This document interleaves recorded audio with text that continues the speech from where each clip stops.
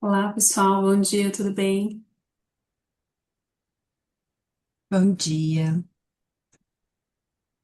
A gente vai Bom, aguardar aqueles 5 minutos regulamentares, só para as pessoas darem tempo de conectar.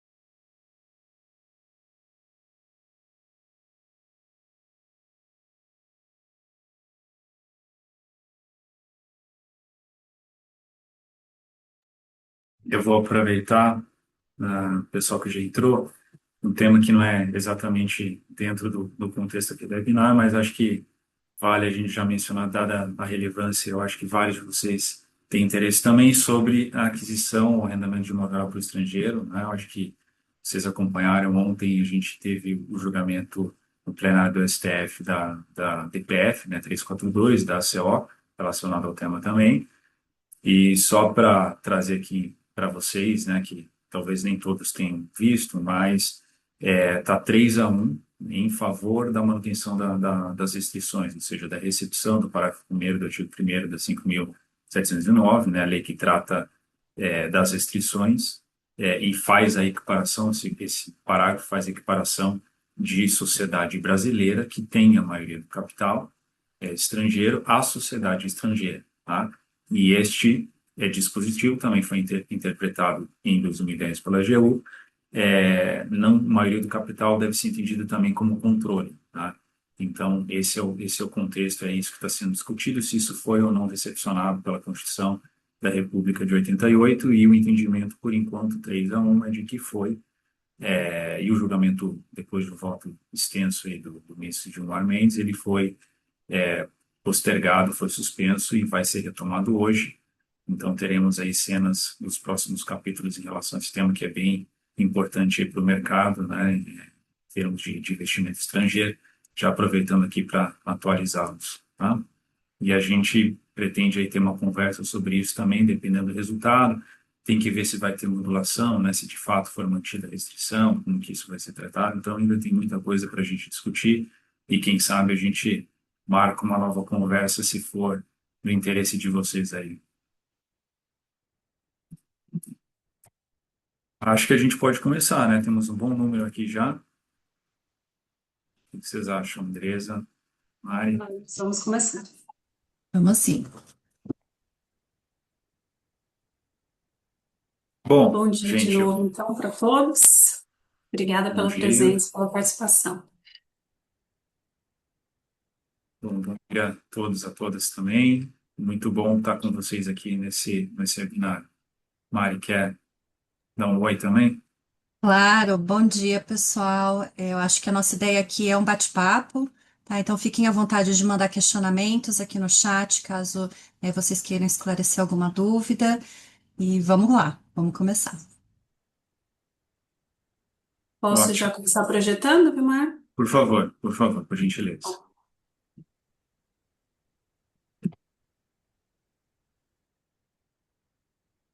Bom, só em termos de apresentação aqui, eu sou sócio da área de imobiliário de agronegócio do escritório, um dos sócios, tá?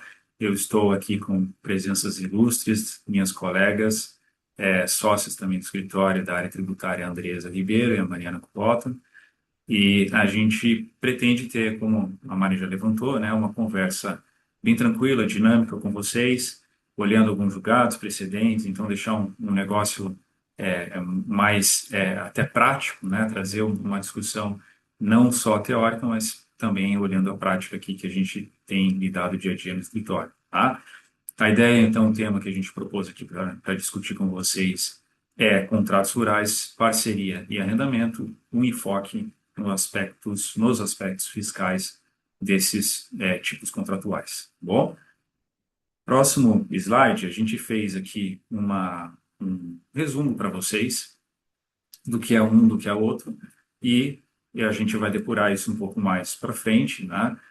Mas arrendamento, de uma forma muito resumida, a gente tem aqui uma remuneração fixa, então é um contrato em que o proprietário da terra, ele cede, ele transfere a posse ao arrendatário, que, portanto, é emitido na posse do imóvel, para que ele desenvolva, por sua conta e risco, a atividade rural estabelecida ali entre as partes, tá? Em contrapartida, este arrendatário, ele paga ao arrendante, ao proprietário, uma remuneração fixa, que já é pré-estabelecida no contrato. Então, essa é a essência, do contrato de arrendamento. O arrendatário assume todos os riscos, tá? A essência aqui, qualquer intempérie, qualquer problema na produção, isso pouco importa para o arrendante, para o proprietário. Ele vai, de qualquer modo, receber remuneração, ele deve receber remuneração que foi estabelecida no contrato sob pena de inadimplemento e, eventualmente, até o despejo do arrendatário se ele descumprir essa obrigação, que é a essência desse tipo de contrato, tá? Por outro lado, na parceria, no contrato de parceria rural, né, o gênero rural, a gente tem dentro desse gênero vários tipos de parceria que são estabelecidos pela legislação, o Estatuto da Terra e o decreto que o regulamenta. A gente já tem uma diferença essencial, que é o risco.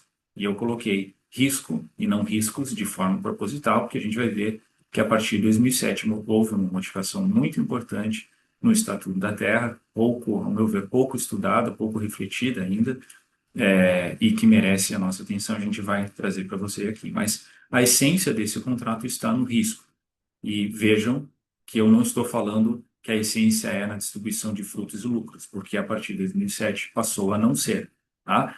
Então, a essência é risco. Precisa ter o proprietário, o parceiro outorgante, ele precisa assumir algum tipo de risco para que a gente tenha a caracterização do contrato de parceria, tá? Geralmente, a gente tem, por conta desse risco, uma remuneração que ela varia, tá? Há um caráter associativo nesse tipo de contrato, né? Há uma cooperação entre as partes, ainda que seja nessa assunção de risco, né? Você tem alguma associação, né, naquele empreendimento, portanto, difere do arrendamento em que isso não existe, tá? Próximo slide, por favor, aí a gente já vai entrar um pouquinho na conceituação, primeiro eu vou trazer para vocês o que o decreto que regulamenta o Estatuto da Terra contempla, dispõe sobre o conceito de arrendamento rural, tá? Então, já falei, né, mas só na ênfase ali na penúltima linha do artigo 3º, que esse contrato ele tem uma retribuição aluguel, observado os limites percentuais da lei, né? Então, acho que aqui já trouxe para vocês. E o próximo.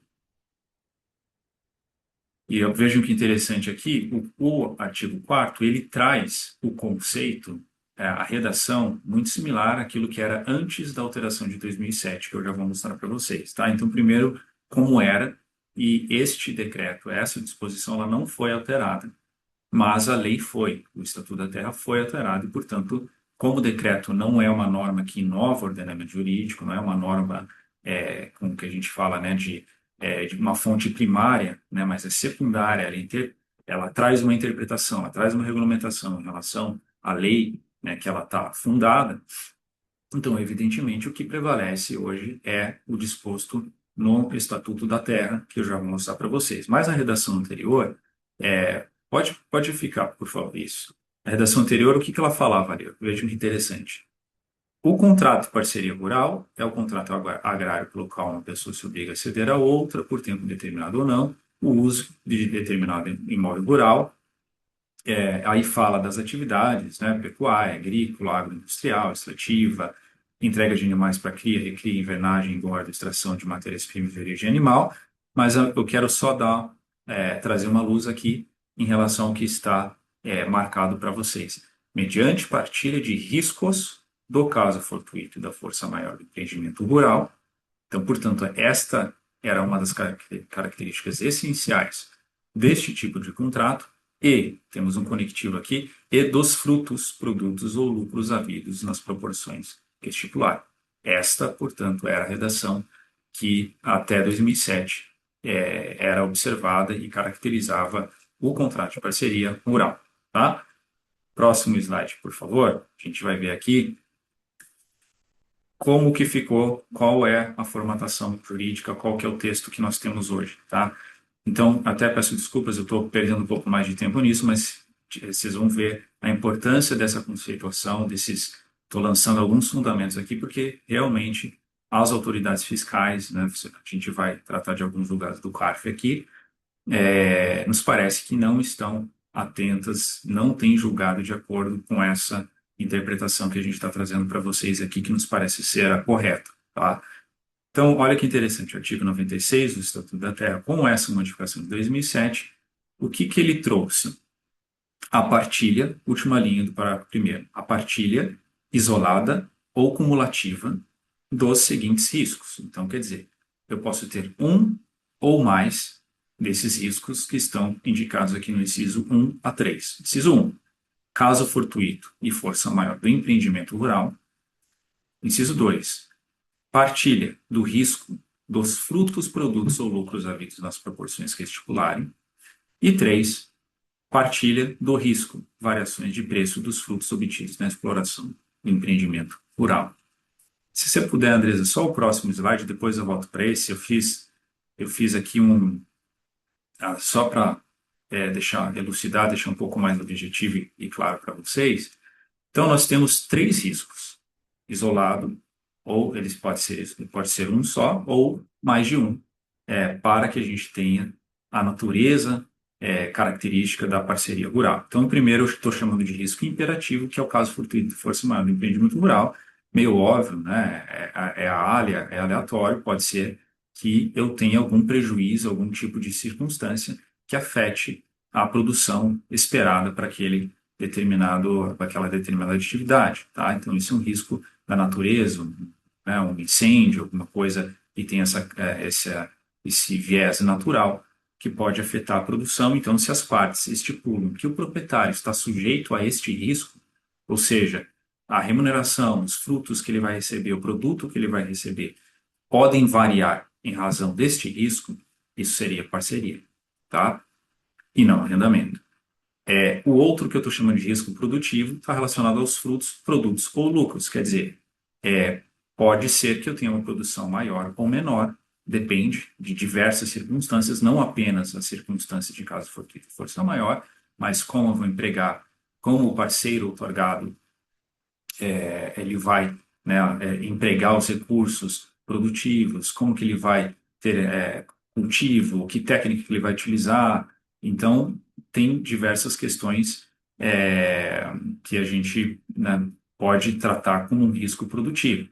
E o terceiro risco, que eu estou chamando de risco de mercado, que são as variações nos preços dos frutos obtidos. Então, as partes podem estipular, e esse aqui é um pouco mais polêmico, tá? Eu já vou tratar desse ponto com vocês, mas as partes podem estipular, no âmbito de um contrato de parceria rural, que o parceiro outorgante, proprietário, pode receber a sua remuneração em produto, pode ser fixa, tá? Ao meu ver, na minha leitura, a partir de 2007, pode ter uma remuneração em produto, que vai oscilar, o preço dele, evidentemente, oscila conforme as variações de mercado. Então, em determinada data, conforme a metodologia estabelecida pelas partes de apuração do preço, né, depende para cana, enfim, tem diversos métodos, né, casas que fazem esse tipo de apuração, ele está sujeito a essa oscilação, então isso pode ocorrer, tá? Isso é muito importante, porque antes de 2007, o conceito era de que a parceria pressupunha união plena da área do empreendimento, né? Então, isso já não ocorre hoje, como eu estou explicando para vocês, tá? É importante aqui que exista risco, tá? Que tenha risco. Aqui, agora, o que muda é a extensão do risco, né? Eu estou tentando mostrar para vocês que existe risco, mas muda a extensão. Antes era um risco, vamos dizer assim, uma extensão maior do que depois de 2007, que, diga-se de passagem, é uma lei, quando você lê a exposição de motivos, né, tudo que gerou essa lei, é uma lei que teve por objetivo modernizar o Estatuto da Terra conforme a prática de mercado, a prática do agronegócio. Então, é uma lei que ela teve esse viés, tá? Importante também que não é indicado ali que deve ter uma exposição simétrica a esse tipo de risco. Então, pode ser que o proprietário e o parceiro outorgado eles tenham riscos distintos, né, em relação ao contrato e nem por isso estará desnaturada a parceria rural, tá? E, por fim, vocês vão ver que isso é bem tratado também pelo fisco, né? O nome do contrato, no iuris, não importa aqui, artigo 102 do Código Civil, é muito mais a intenção, a vontade das partes em relação a esse contrato, tá? Só voltando um slide, só para... Tem dois dispositivos aqui, o parágrafo 2º, que a lei de 2007 trouxe também, que acho que vale a pena a gente mencionar, que também são questionados pelas autoridades fiscais. É muito... A gente vai ver que elas tratam adiantamento e geralmente olham isso como arrendamento, tá? Como uma característica típica do arrendamento. Então, o que o parágrafo 2º trouxe aqui em termos de inovação? As partes, no âmbito de um contrato de parceria, elas podem estabelecer a pré-fixação em quantidade e volume do montante da participação do proprietário, desde que, ao final do contrato, haja um ajuste do percentual conforme a produção. Este dispositivo, ele faz mais sentido com o inciso 2, assim, em que eu tenho uma parceria em que há um risco relativo aos frutos, produtos ou lucros, tá? Mas nem sempre isso é verdade. Mas então isso acho que merece mais estudo, mais análise, porque gera confusão e especialmente nos julgados na análise, né, que é tão relevante do ponto de vista fiscal aqui desses tipos contratuais, tá? Vamos para um julgado agora do TJ de Minas Gerais, bem recente o julgado, só para ele não tem um caráter tributário, né? Não está exatamente tratando dessa questão, mas antes de entrar no posicionamento do CARF, eu só queria mostrar para vocês, é uma apelação do TJ Minas, recente, publicação em outubro agora de 2025. O contexto aqui é o que o proprietário e o parceiro outorgado, eles celebraram um contrato de parceria, mas eles aditaram posteriormente seu contrato e aí o risco, todos os riscos da atividade agrária foram atribuídos ao que o juiz está entendendo arrendatário, ao então parceiro outorgado, não proprietário, tá? E estabeleceram para o proprietário uma retribuição pecuniária independente do resultado da produção. Bom, então esse é o contexto. E aí, o parceiro, até então parceiro outorgado, e aos olhos do, é, do o juiz aqui passou a ser arrendatário, passou a ficar inadimplente com o contrato. E aí o próprio proprietário alegou que não era mais parceria. Esse contrato não era de parceria por conta do aditamento, ele se transformou em arrendamento, embora as partes não tenham tratado expressamente dessa conversão, que é possível, não é, pelo decreto, uma conversão de parceria para arrendamento. Mas o proprietário alegou isso para o juiz. Por que que ele quis isso? Porque ele quis se valer do despejo. Então, que é previsto no arrendamento, né, não na parceria, tá? Então, vou ler para vocês, eu só fiz esse contexto, para vocês entenderem como que isso foi analisado, tá? Então, com o aditivo contratual celebrado entre as partes, imputou aos réus, que são os arrendatários, parceiro outorgante, todos os riscos da atividade agrária, assegurando aos autores, ou seja, proprietário, retribuição pecuniária independente do resultado da produção. Deu-se a conversão da parceria em arrendamento, o que é admitido pelo artigo 50, tá? Segundo parágrafo, pode-se argumentar em sentido contrário que, como a retribuição devida aos donos da terra foi fixada, no caso, em quantidade de produto, lembra que eu falei para vocês que é possível, tá? Nesse caso, 70 toneladas de cana-de-açúcar por alqueire mineiro por ano safra, parâmetro a ser convertido em dinheiro, conforme critérios previstos no contrato, no aditivo, tá? Eles, os proprietários da área, não deixam de se sujeitar a risco de mercado, já que a sua renda, com o contrato, dependerá das oscilações do preço da cana. Essa é exatamente a previsão do inciso 3 que eu acabei de ler para vocês. A parceria ela pode ter a área relacionada à variação de preço. Então, para mim, isso não desnatura o contrato de parceria.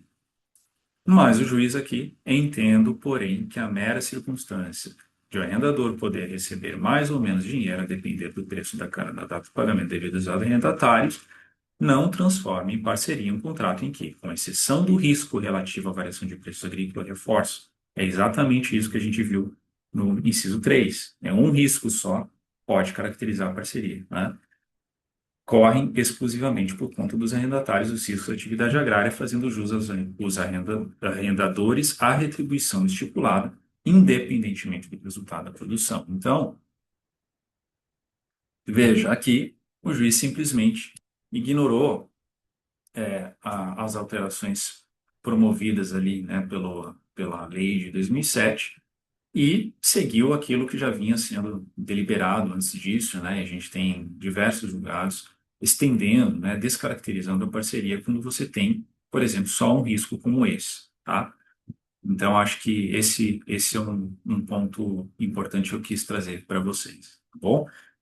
E aí, em seguida, a gente já entra no posicionamento do CARF. Eu sei que vocês podem ter perguntas, eu só vou pedir que é gentileza ao final, se vocês puderem ir anotando ou lançando aqui no chat, a gente vai tentar endereçar, talvez não dê para a gente tratar de todas, e óbvio que nós vamos sempre ficar à disposição de vocês aqui depois da conversa, mas a gente tenta tratar de uma ou outra após a exposição aqui, tá bom? Bom, Combinadíssimo, Vilmar. boa, Bom, vamos, vai lá. considerando esses pontos que você colocou, acho bem válido a gente analisar como é que está o posicionamento do CARF a respeito desses contratos de parceria versus arrendamento, porque dá para perceber que, de fato, assim como do caso do TJMG que você trouxe aqui, olhando de uma perspectiva mais focada no cível, né, na análise do contrato, o CARF também tem se valido um pouco do racional ainda antes das alterações da lei de 2007. Isso fica bem claro quando a gente olha para quais elementos a gente percebe que o CARF tem analisado para considerar um contrato como sendo de parceria rural ou como sendo de arrendamento. Então, via de regra, os elementos são esses que a gente colocou aqui para vocês.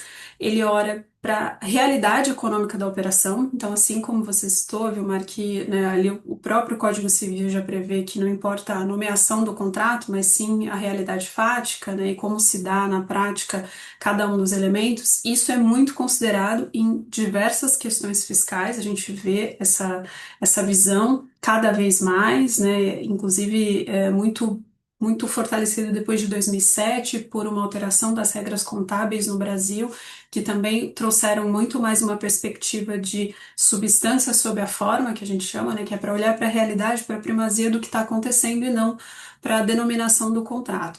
Então, muitas vezes a gente percebe que os clientes ficam um pouco confortáveis de, não, mas o meu contrato é de parceria, mas a gente sempre, advogados, né, naquela perspectiva, mas deixa eu ver o contrato para ver como é que tá, porque a gente percebe que só o nome do contrato não é suficiente, a gente vai precisar olhar para cada uma das cláusulas e para a prática também, né? Não importa as cláusulas preverem uma determinada questão, mas na realidade a gente percebe que o parceiro acaba recebendo todo mês, não tem risco, não partilha, isso pode prejudicar a análise.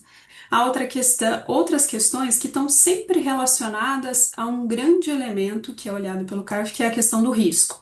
E aí, Vilmar, não tenho visto também o CARF se conformar à lei e olhar numa perspectiva de basta um risco, né? Ou basta o caso fortuito ou força maior. Muito pelo contrário.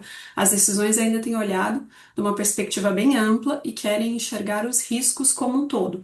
E aí todos esses elementos estão mais ou menos relacionados a essa questão dos riscos, que é, ele olha se as partes ambas, né, o parceiro outorgado e o outorgante, têm poder de decisão, se empregam recursos, se gastam, né, se investem juntos, em conjunto, se tomam as decisões em conjunto, como é que estão partilhados esses riscos, como é que ficam as disposições contratuais caso aconteça algo com a produção, ou caso aconteça algo com a terra, ou com o empreendimento como um todo. A gente vai ver uma decisão aqui que a mera existência de caso fortuito de não receber uma parte da produção não foi suficiente.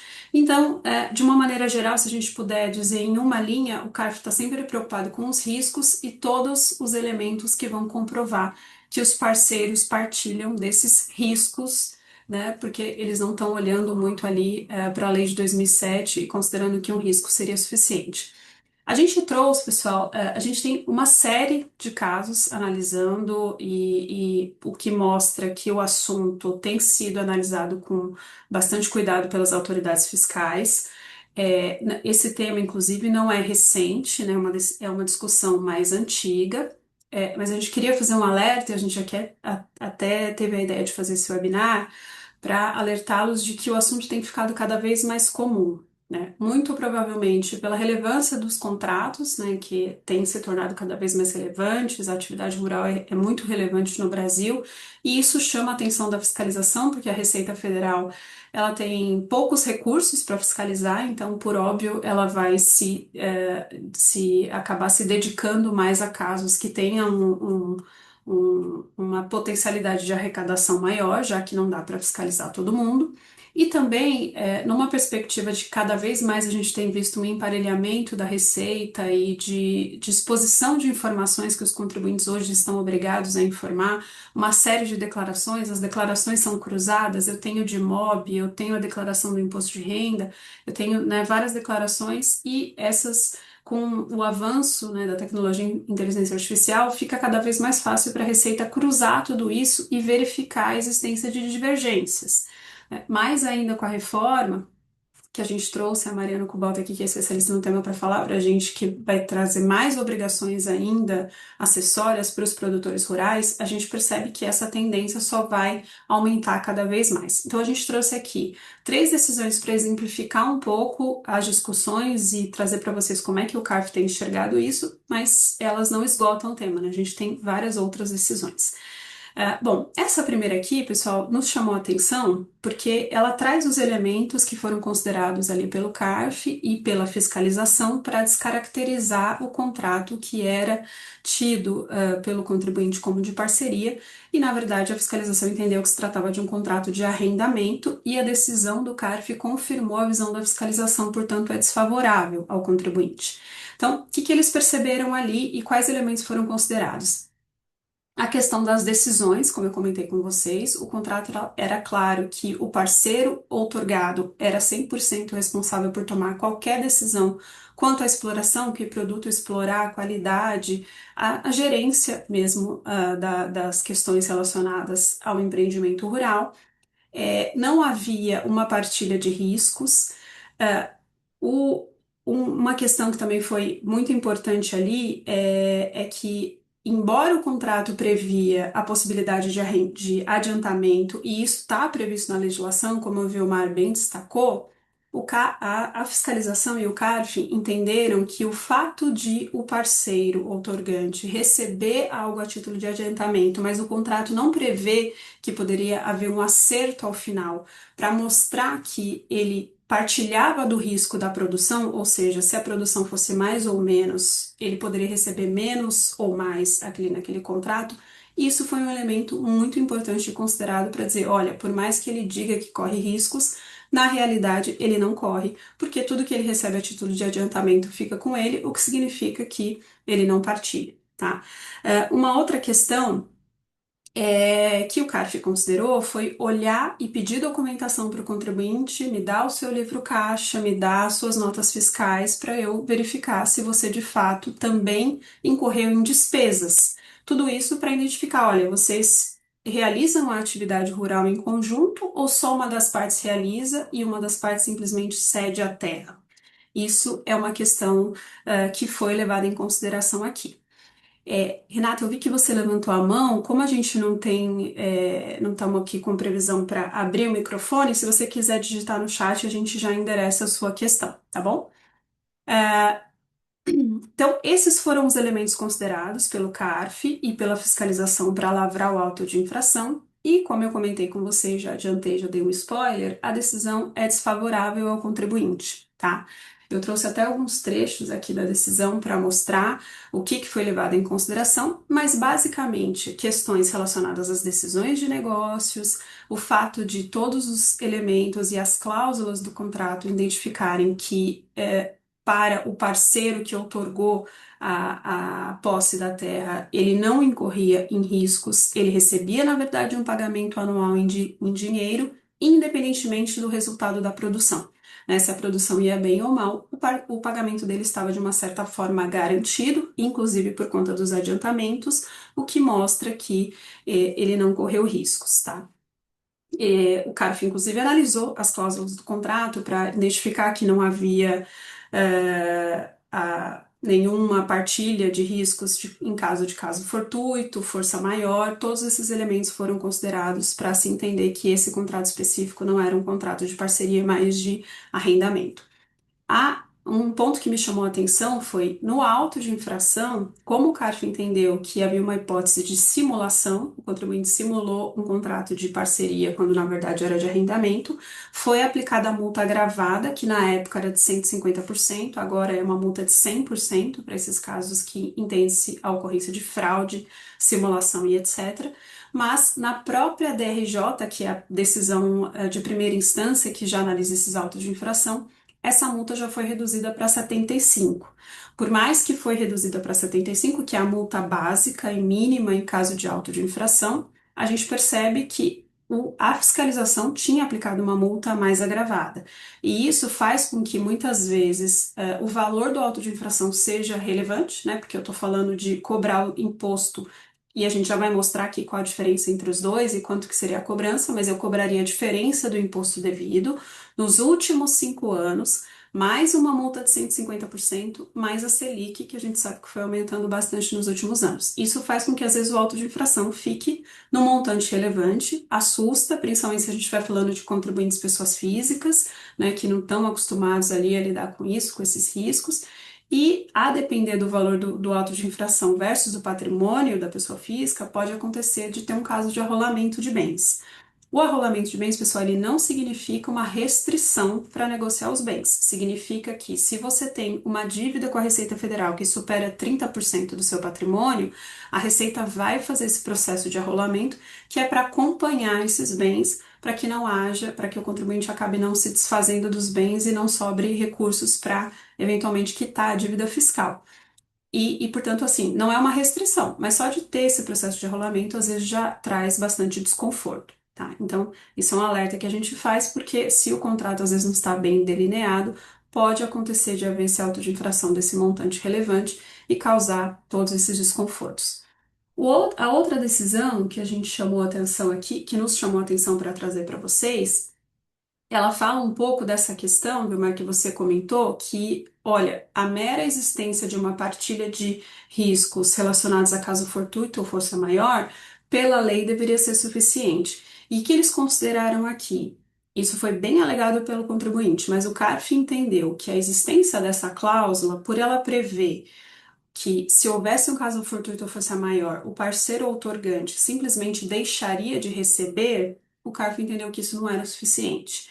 Porque para ele precisaria também, eventualmente, devolver os recursos que ele já tinha recebido para comprovar que ele também estava sujeito a um risco. O contribuinte até cita um exemplo: olha, se acontecesse um incêndio aqui na minha terra, como o contrato prevê que em caso de caso fortuito ou força maior,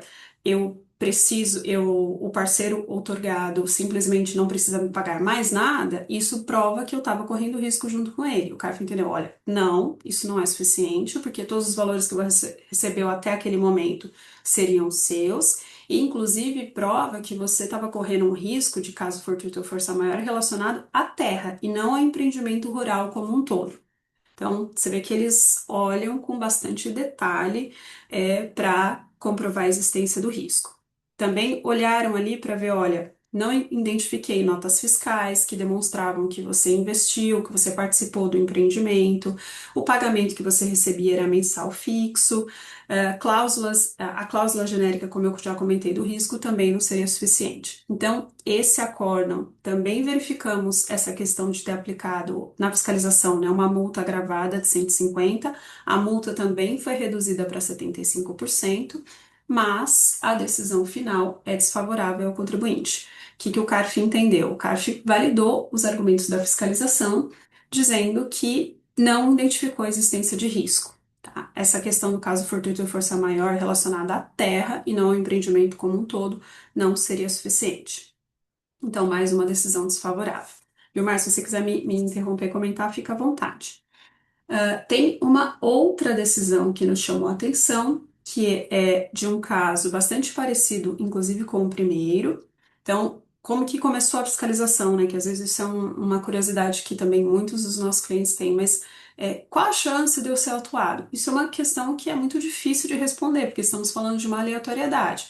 Pode acontecer pela faixa de renda, pelo montante de rendimentos isentos que informa, às vezes por uma doação que você não informou corretamente, que não tem nada a ver com o rendimento da atividade rural. Isso abre uma fiscalização, e aí, uma vez que a fiscalização está aberta, o que o fisco vai fazer?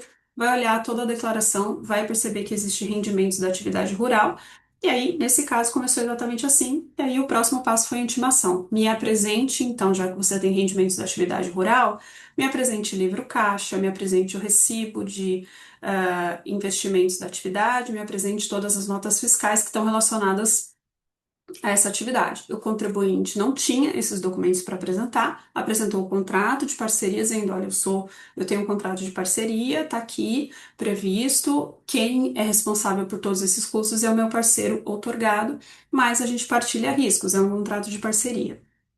Mais uma vez, a fiscalização e posteriormente a decisão entenderam que isso não era suficiente, que não havia partilha dos riscos da produção, que o contribuinte era remunerado com uma parcela mensal que independia do cronograma de entrega da safra, e aí a gente poderia alegar, não, mas isso se trata de um adiantamento.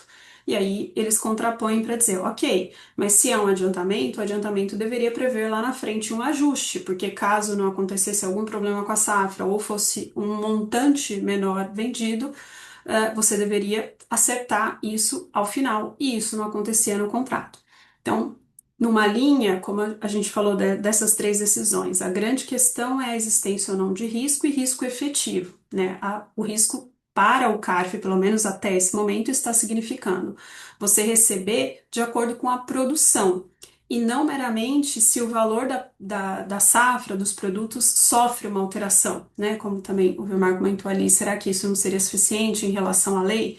O CARF tem concluído, pelo menos até o momento, que isso não é suficiente, né? O fato do rendimento ser variável, porque o valor da cotação dos produtos altera, não, isso não é suficiente. Precisa ser variável no sentido de quanto de produção deu aquele ano ou não, e, portanto, o seu pagamento variável. O que é difícil, né?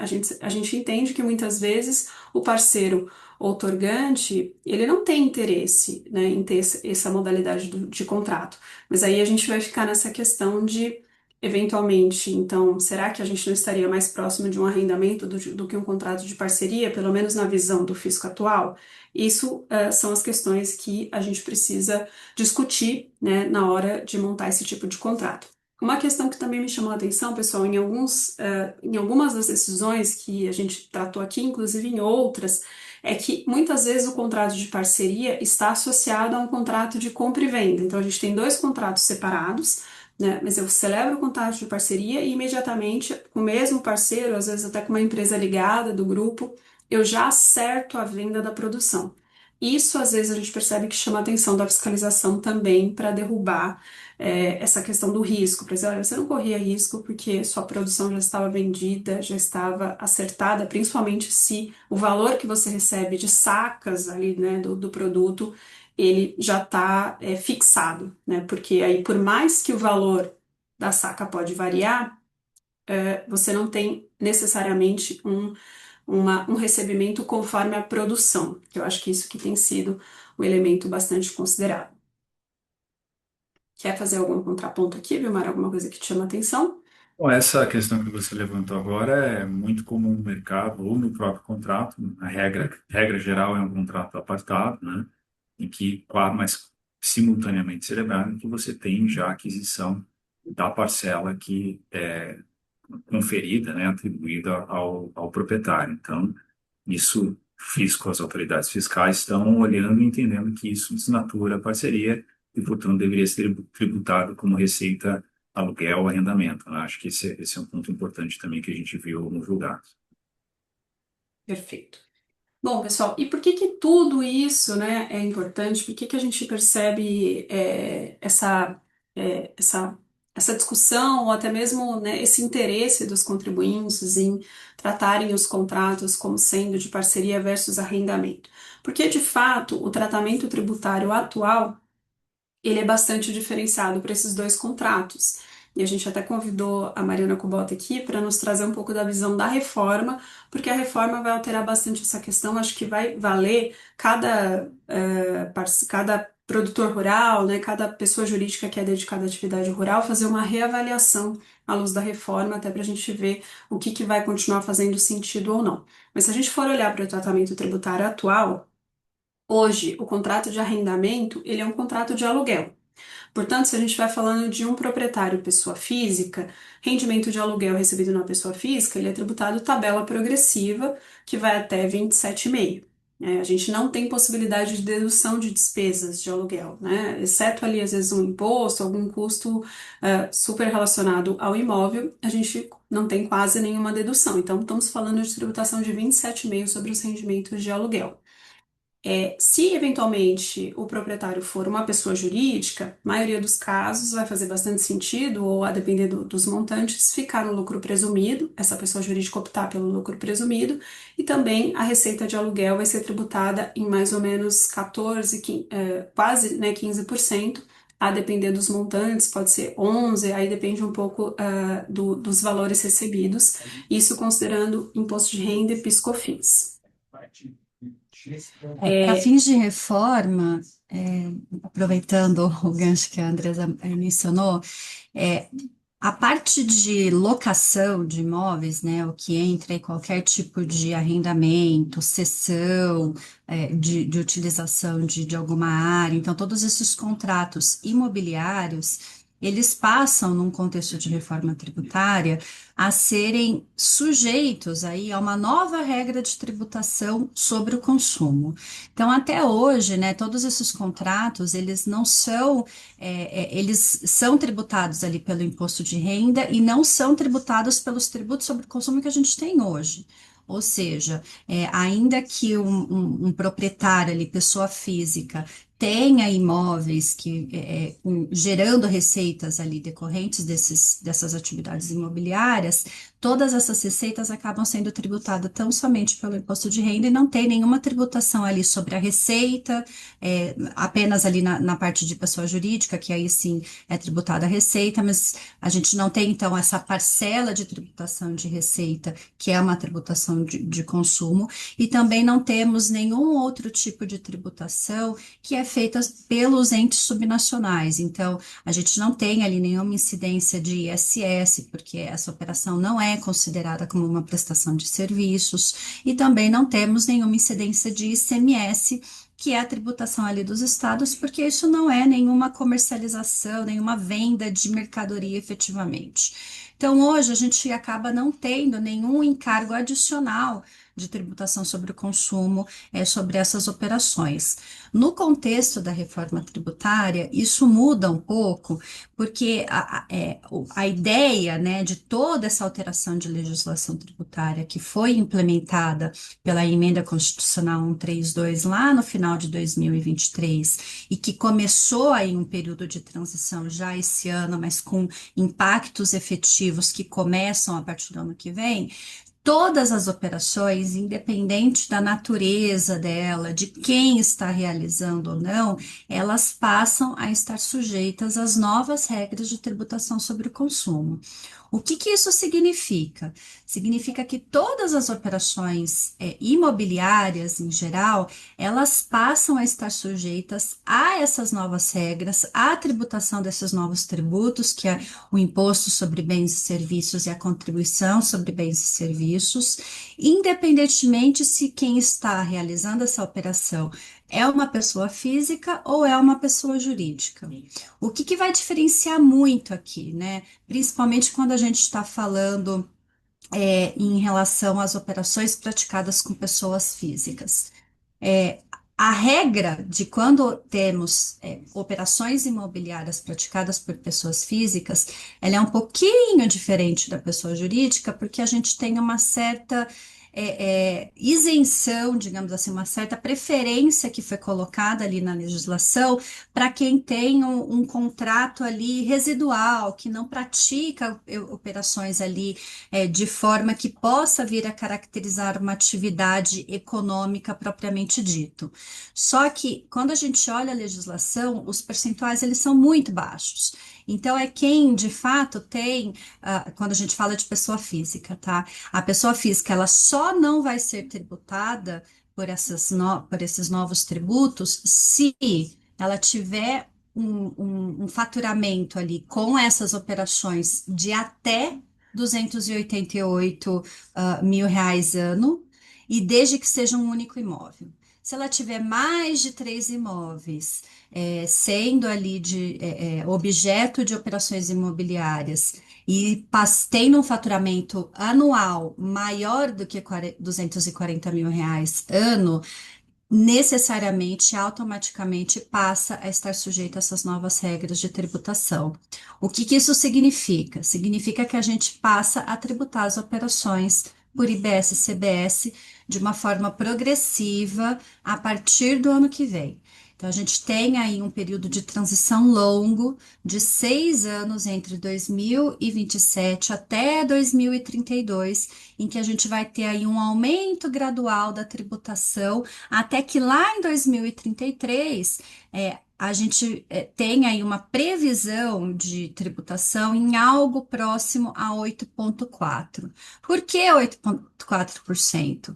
Porque o regime imobiliário ele foi favorecido pelas regras de tributação. Então, por mais que vocês possam estar vendo aí no noticiário, né, de que o Brasil vai ter o maior IVA do Brasil, que tem sido aí estimado em 28%, as operações imobiliárias não vão estar sujeitas a esses 28%. A gente tem ali um regime específico de tributação que reduz essa tributação em 70%, o que faz com que na prática a gente tenha ali 8,4% de tributação sobre essas receitas. Então, é um ponto que, independente se a gente está falando de um proprietário pessoa física ou um proprietário pessoa jurídica, a partir do ano que vem, todas as operações, em regra, né, com esses arrendamentos rurais, eles passam a estar sujeitos exatamente à mesma tributação, independente da qualidade do proprietário daquela terra. Ótimo. Bom, e isso tudo quando a gente fala de locação, né, Mari? Então, hoje a gente tem Exato. simplesmente R de 27,5%. Se eu estiver falando de uma pessoa jurídica, mais ou menos, ou alíquota máxima de quase 15%. No mundo IBS e CBS, estar na pessoa física ou na pessoa jurídica não vai ser tão diferente, assumindo que a pessoa física tenha rendimentos nesse montante um pouco maior que você comentou, que, né, quando a gente fala de arrendamentos de terra rural, é ainda mais fácil atingir esse limite.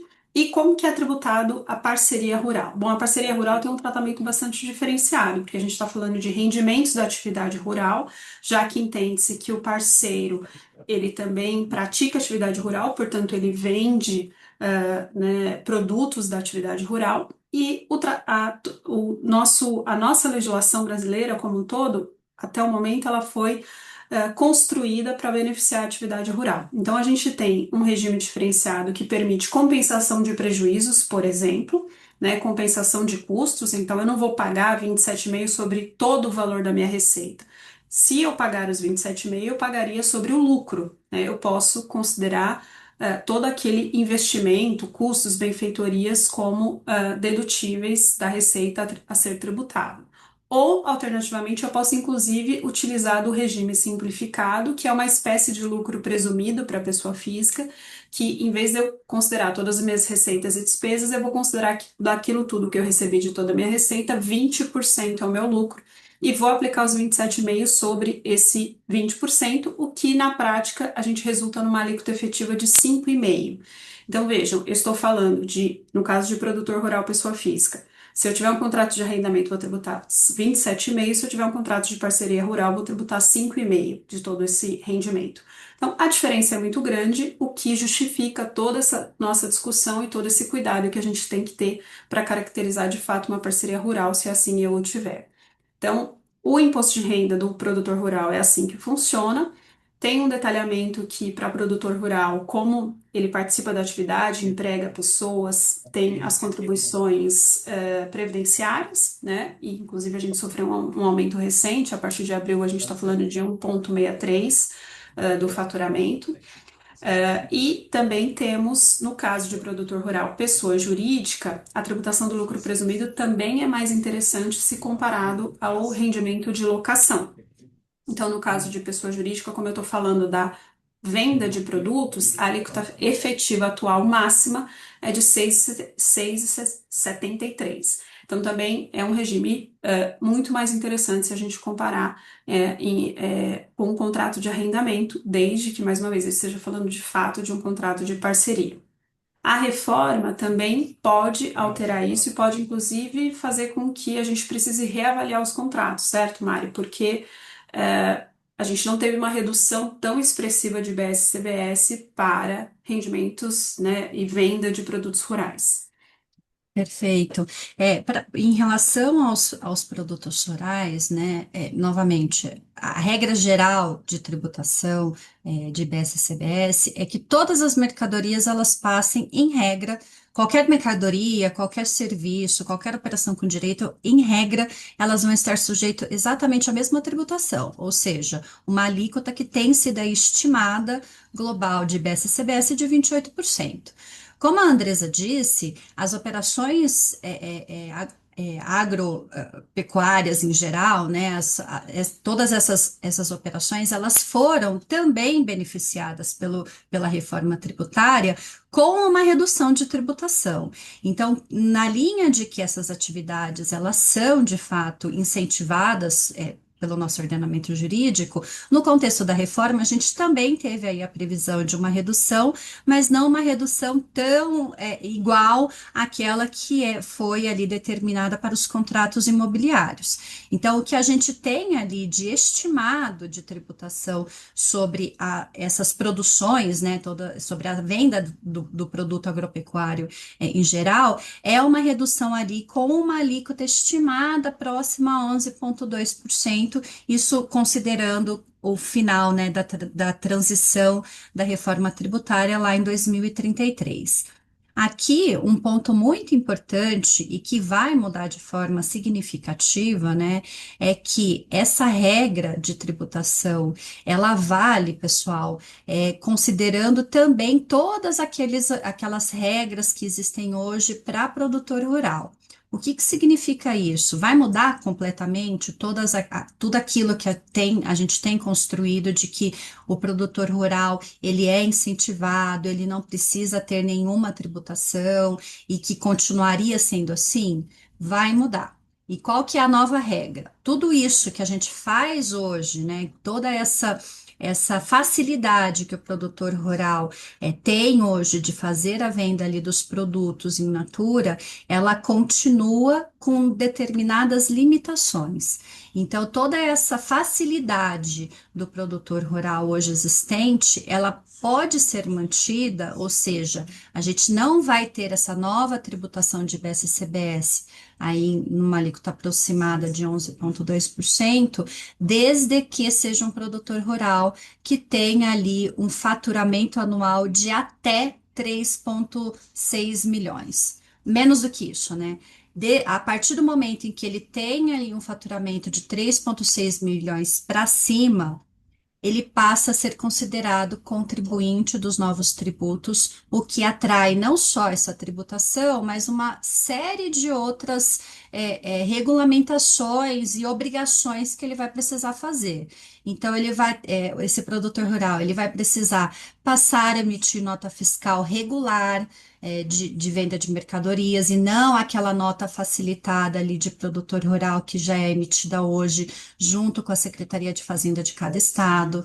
Esse produtor rural, ele passa a ter que tributar essas receitas, né, essas vendas de mercadorias por esses novos tributos. A gente passa a ter que minimamente controlar, né, fazer um controle de apuração dos tributos, porque na mesma medida em que vai ter essa tributação na venda das mercadorias, todos os demais gastos e despesas que tiverem vinculadas a essa atividade e que foram tributadas, eu também vou poder ali recuperar créditos daquelas operações. Então, não necessariamente a minha carga tributária final, ou seja, o valor que efetivamente a gente vai ter que pagar ali de tributo sobre essa operação, chega ali efetivamente a 11,2. Pode ser que com a compensação ali de eventuais créditos, a gente fique com uma carga tributária um pouco menor. Então, são novas obrigações que todo esse setor vai precisar se atentar e começa a valer já a partir de 1º de janeiro do ano que vem.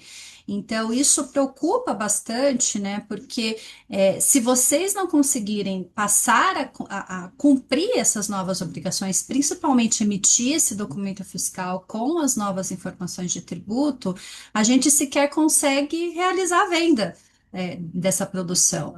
Então, é algo que precisa ser feito, que a gente aconselha aí que todos esses produtores olhem de forma com atenção ali para suas atividades, para que não apenas seja realizada ali uma análise no sentido de que vou estar sujeito às novas regras da reforma tributária ou não, mas esteja preparado, né, para emitir esses documentos fiscais, fazer as apurações de forma adequada, evidenciar todas essas novas regras tributárias e, inclusive, eventualmente, rever os preços praticados, né? Eu acho que é o principal aí. A gente sabe que muitas vezes as regras, né, os preços desse mercado, eles são preços de commodities, né, que não tem tanta flexibilidade para ajuste, né, de valores, mas com essa nova incidência tributária, a gente precisa passar a rever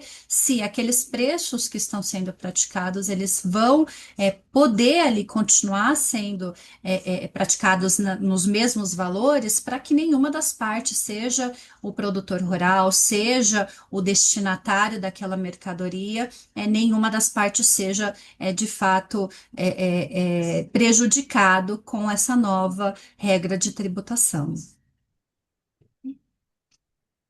Perfeito, Mari. A reforma chacoalha bastante as coisas, né? E o mais importante é se preparar, fazer cálculos e eventualmente renegociar contratos, né? Isso tem sido o nosso dia a dia aqui. Vilmar, acho que eu vou aproveitar para responder algumas perguntas, porque estamos chegando no fim do nosso webinar. Endereçando algumas aqui que o pessoal perguntou especificamente sobre o CARF. Tem uma pergunta falando quais cuidados a gente tem que ter para elaborar o contrato de compra e venda da produção, né? Esse contrato que eu comentei geralmente vem em conjunto com o contrato de parceria. E aí, Isabela, eu acredito que o mais importante não é nem esse contrato, porque às vezes esse contrato é simplesmente uma venda da produção que o produtor, o parceiro outorgante, recebe no âmbito do contrato de parceria. O que às vezes eu percebo que é mais relevante é a gente ficar caracterizado que o contrato de parceria em si, ele é um contrato que o parceiro depende do resultado da terra, né? E que ele não tem um valor mesmo que seja em sacas fixo, porque se isso ficar caracterizado, a junção desses dois mostra que na verdade ele não está correndo riscos, só correndo riscos da variação da cotação do preço. E isso que, infelizmente, os julgados têm considerado como indicativos de que não seria um contrato de parceria rural.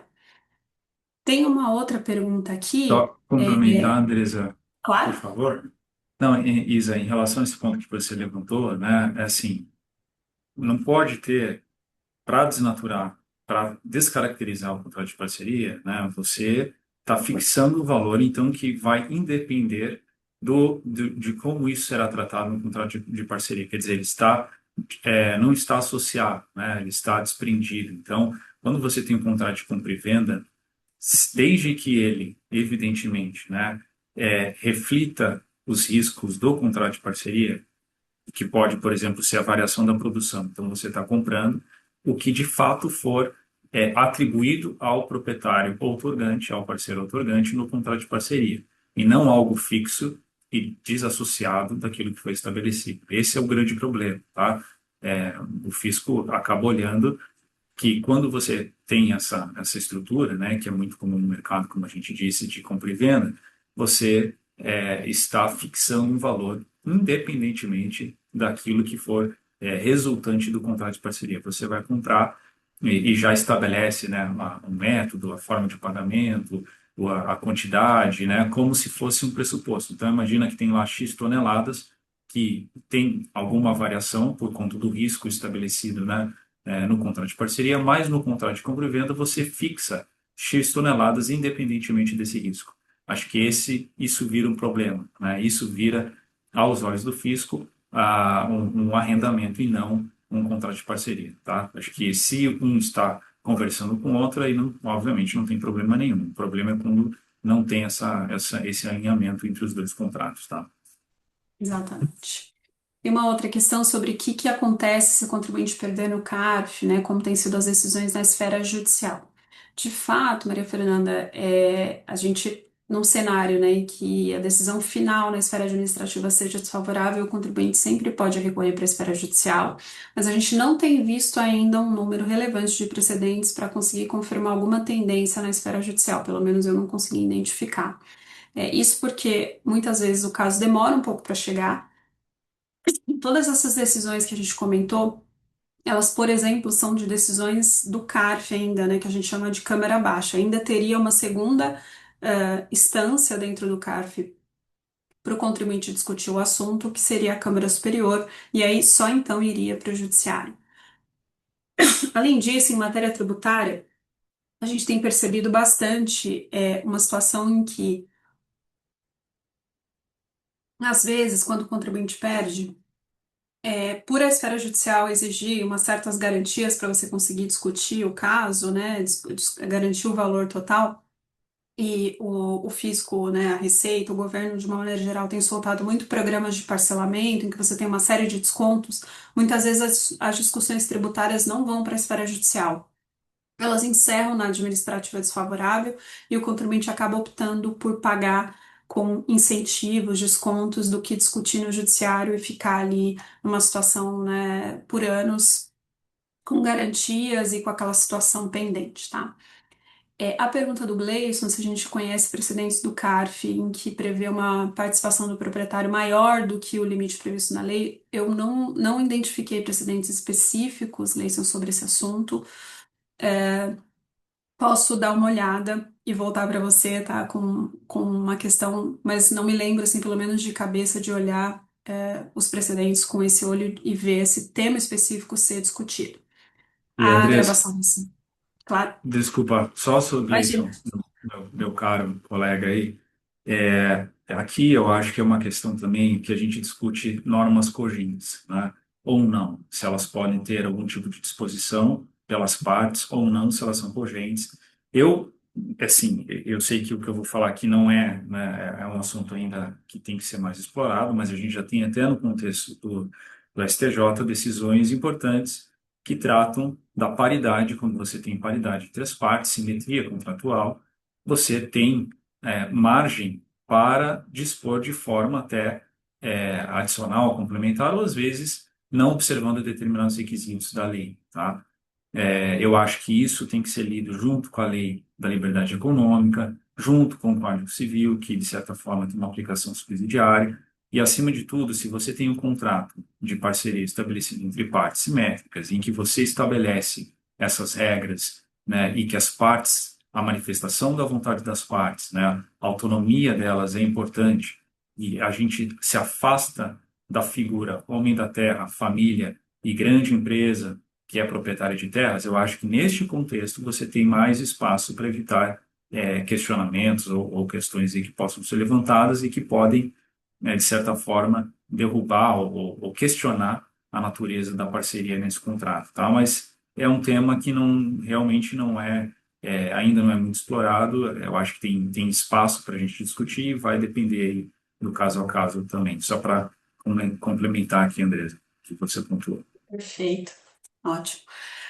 Bom, sobre uma outra pergunta dos projetos que a gente tem visto bastante também essa discussão de parceria em projetos de mercado de carbono, né? E aí a Renata coloca aqui se eventualmente a gente utilizar o termo, né, instrumento particular de parceria, se isso afastaria as discussões ou se a gente entende que seriam os mesmos riscos do que a gente discutiu aqui. Entendo que seriam os mesmos, tá, Renata? O fato da gente não chamar de parceria rural simplesmente, às vezes, né, pensando que isso vai chamar menos atenção da fiscalização, como eu comentei muitas vezes, a fiscalização vem porque na declaração do imposto de renda você tem um rendimento de atividade rural. E aí, então, o fisco vai pedir o contrato, né? Não começa com o contrato, porque aí ficaria, né, muito simples a gente chamar de outra coisa e isso resolver o problema. Então, de fato, a gente precisa olhar com bastante cuidado e acho que os riscos seriam os mesmos aplicáveis. E só É, em relação a esse caso, né, Andresa, de crédito de carbono, realmente a gente tem visto aqui o pessoal tentando adaptar, né, porque, na verdade, o Estatuto da Terra e o decreto não tratam de crédito de carbono, né, obviamente isso é um assunto muito recente. A gente tem, recentemente, né, a lei que tratou do crédito de carbono e indicou na qualificação o termo como fruto civil. Então, você tem alguma margem de discussão para entender que medida a gente consegue tratar de crédito de carbono dentro de um contrato que é típico, que é muito formatado, que, como a gente viu, que é bastante restrita, né, a formatação desse tipo de contrato, de parceria rural. Se isso seria ou não parceria rural.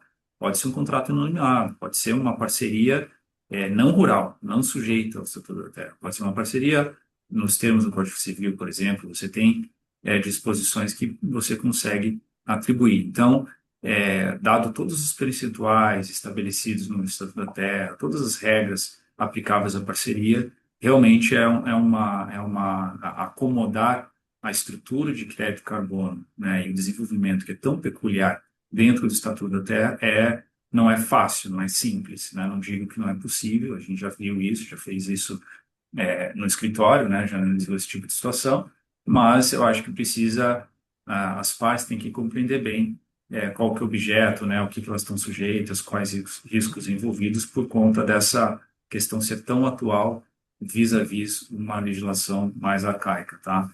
Então, tem muitas nuances aqui que não cabe nesse webinar, mas quem sabe um dia a gente fala com mais detalhes.